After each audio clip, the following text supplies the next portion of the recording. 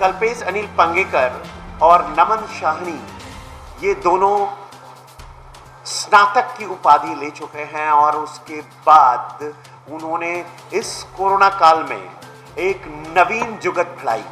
इस जुगत के अंतर्गत उन्होंने एक योजना बनाई जिसमें उन्होंने अपना एक गैंग तैयार किया और इस गैंग में उन्होंने लिया सनी भाऊ साहब कांबड़े को, संदीप ज्ञानेश्वर गुंजाड़ को, रोनित मधुकर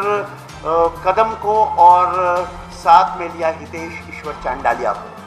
इन 6 लोगों की गैंग के द्वारा लोगों को लुभावन प्रस्ताव दिए जाते थे जिनके पास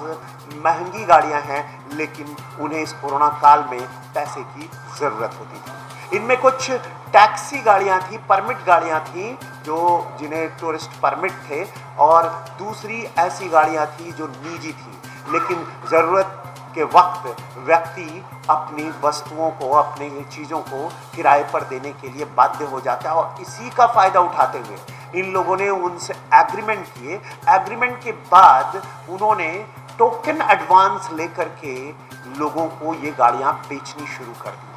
जब इनके ओनर्स को, इनके मालिकों को इनकी गाड़ियाँ का किराया नहीं मिल रहा था तो ये एक एक करके उसकी शोध में निकल पड़े, लेकिन इस शोध मुहिम में उनको कुछ नहीं मिला, उन्हें लौटना पड़ता था खाली हाथ। और इसी क्रम में और जब कभी मिल जाते थे तो उन्हें पूरी गैंग मिलकर इनकी पिटाई करती थी, इनको दहशत निर्माण करती थी, गंदी गंदी गालियां देते थे और उनको कहते थे कि हमने तुम्हारी गाड़ियां बेच दी है, जा जो करना है कर, कुछ हो सकेगा तो हम दे देंगे और नहीं तो तुम्हें कुछ भी नहीं मिलेगा। इन लोगों में से बहुत सारे लोग छोटे टेक्निकल प्रॉब्लम्स के कारण और कुछ लोगों को कि कुछ तो मिले, इस क्रम में वो दहशत में थे, डर में थे और इसीलिए वो कंप्लेन, अपराध जो है वो दर्ज नहीं करवा पा रहे थे। पर इनमें से एक फिरियादी हिम्मत से काम लिया और उसने सुनील नामदेव राह पसरे ने अपना कंप्लेन रजिस्टर किया और उसकी इर्टिगा गाड़ी के क्रम में जब किंगपिन कल्पेश अनिल पांगेकर को उसके जो दामाद है उसके घर से,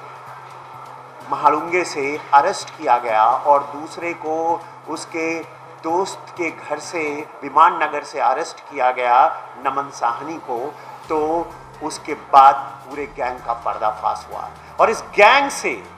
16 कार बरामद किए गए और इस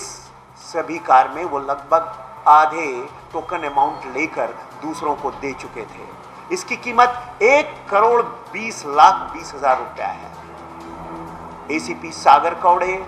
पीआई काटे, डीसीपी मंचकेपर और अपर पुलिस आयुक्त रामनाथ पोकड़े के सतत नेतृत्व और मार्गदर्शन में ये कार्य अंजाम दिया गया। पूरी गैंग का पर्दाफाश हो गया है। कंप्लेनेंट्स जिनके खिलाफ ये क्राइम्स हुए हैं वो अब आगे बढ़कर हिम्मत करके इसकी दहशत को